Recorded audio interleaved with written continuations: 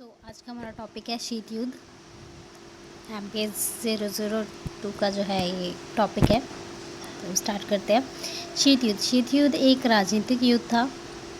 यह एक वैचारिक युद्ध था जो अमेरिका, पूंजीवाद और सोवियत संघ जो साम्यवाद को मानने वाले देशों के बीच था।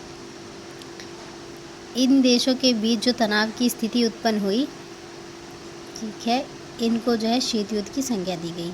1945 में जब मित्र राष्ट्र की विजय हुई और द्वितीय शीत युद्ध समाप्त हुआ, तो सबने ये अपेक्षा की कि अब जो है युद्ध की इस भयानक स्थिति से जो है उनको शांति और सहयोग का वातावरण जो है देखने को मिलेगा। लेकिन ऐसा नहीं हो पाया, क्योंकि कल तक जो मित्र राष्ट्र थे वो आज एक दूसरे के दुश्मन बन गए थे।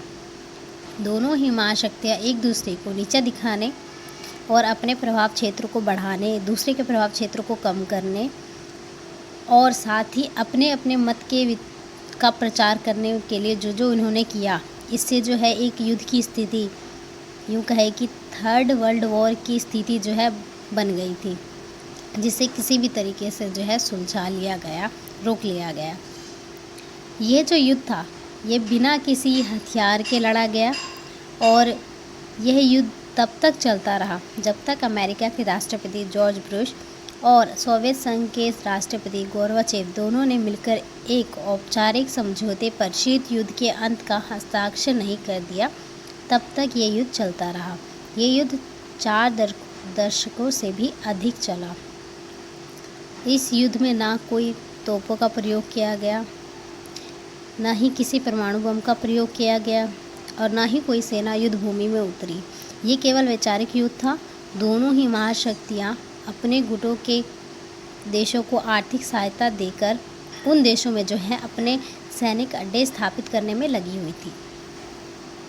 गुप्तचर, सैनिक हस्तक्षेप और इन सभी कारणों की वजह से जो है इनके बीच जो तनाव की स्थिति थी वो और भी ज़्यादा गंभीर हो गई और अब सबको लग रहा था कि थर्ड वर्ल्ड वॉर होगा।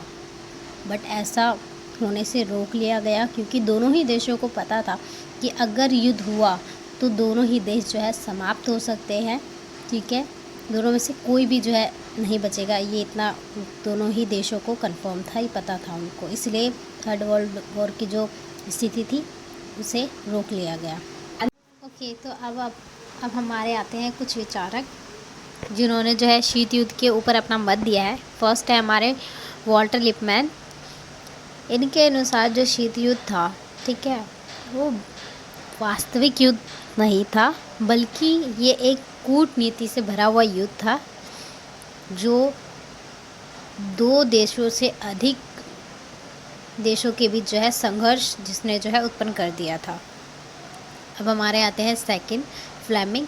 इनके अनुसार शीत युद्ध ऐसा युद्ध था जिसके लिए किसी युद्ध स्थल पर सैनिक जो है नहीं लड़ने के लिए नहीं उतरे, बल्कि ये जो है मानव के मस्तिष्क से लड़ा गया युद्ध था, जिसमें हर कोई व्यक्ति जो है दूसरे व्यक्ति को कंट्रोल करने में जो है लगा हुआ था, नियंत्रण करने में लगा हुआ था। अगला आता है हमारा, थर्ड आता है हमारा लुइस हॉल, जिन्होंने अपनी पुस्तक दी cold war as a history में लिखा है कि शीत युद्ध 2 गुटों के बीच तनाव की तीव्र स्थिति थी। ठीक है, सशस्त्र युद्ध से भी ज़्यादा भयानक जो है ये युद्ध था। और उन्होंने ये भी कहा है कि शीत युद्ध के पक्ष के जो लोग थे, उन्होंने शीत युद्ध को जो है सुलझाने के बजाय, इस युद्ध को सुलझाने के बजाय और भी ज़्यादा उलझाने में जो है लगे हुए थे।